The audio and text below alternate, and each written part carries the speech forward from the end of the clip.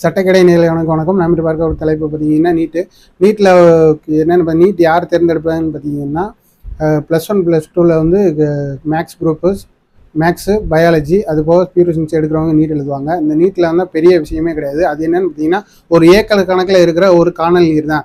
அந்த காணல் நீரில் நம்ம நீந்தி போய் அக்கறை அடைஞ்சோம்னா நத்திங் சர்வீஸ். நம்ம நீந்துறதுக்காண்டி உள்ளே போவோம். அது வந்து பெரிய நம்ம கடல் மாதிரி தெரியும். ஆனால் அது என்னென்னு பார்த்தீங்கன்னா தூரத்தில் இருக்க காணல் நீர் தான். அதில் ஒன்றுமே கிடையாது.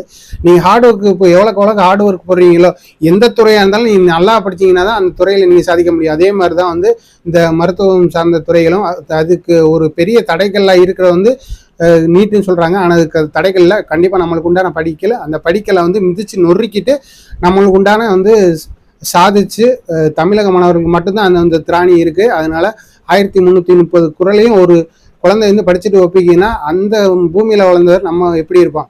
அதனால் நம்ம சாதிக்க பிறந்தவர்கள் சாதிப்போம்.